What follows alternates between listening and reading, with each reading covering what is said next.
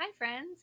I wanted to take a few minutes to talk to you about some planning tips that I have for you in 2018. So it's January, and everyone's naturally thinking a little bit more about their goals and planning and resolutions, and even just looking ahead to the year.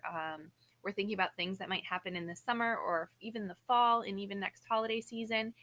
And it's very, very far away, to be completely honest. But I've been working through a book of, let me see if I have it right here, the Cultivate What Matters Planner, and it's a really neat book. Maybe I'll tell you guys more about it in the future, but I don't want to get on too much of a tangent.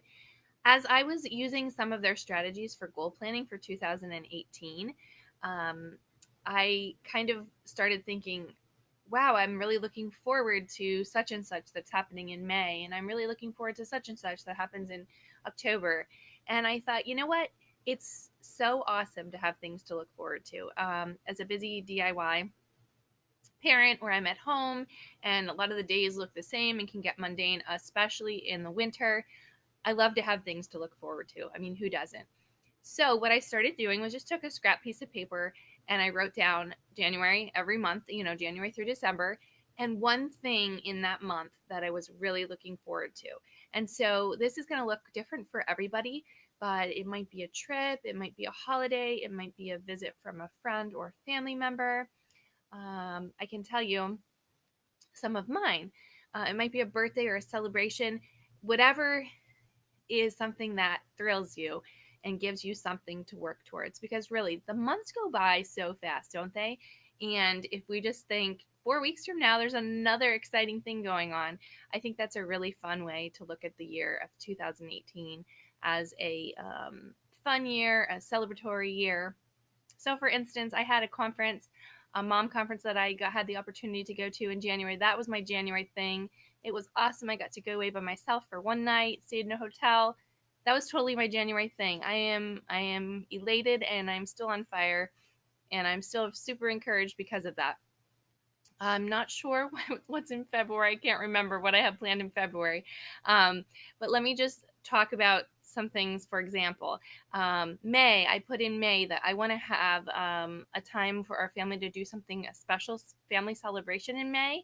So I'm looking ahead to plan that just with my immediate family, some kind of like little fancy meal or something. So I'm planning that for May. We always have a pie night in November, right around Thanksgiving. I mean, Thanksgiving's something to be excited about on its own, but I really enjoy having people over and doing the pie night. So those are just three examples of things that were on my list, and it was very easy to come up with 12 of them, one for each month, and it really was a way to help me get excited for the year and stay excited for the year, really. And that same concept can be utilized throughout your weeks. And that's how I like to do things. I'm very much, I'm a planner, but I'm not a doer, or I'm not always able to stick with things. But if I have a shell to work with, that really works for me. So for instance, 2 years ago or a year and a half ago, my husband and I were not in the regular pattern of having date night. And one day we're like, you know what? Friday nights is date night. And now that we know that, each week, like today, I was like, oh my goodness, only 2 more days till date night. It's a burger and fries and like reruns of a TV show. Honestly, that's all date night usually winds up being, but it's something to look forward to. So if you have those built into your schedule, built into your weeks, I really think that helps you stay motivated and helps you stay encouraged, especially in the winter season when you're feeling a little bit more blah, feeling maybe a little bit more winter blues and things like that. Having these things to look forward to can really be helpful. So that's just a little planning tip I have for 2018.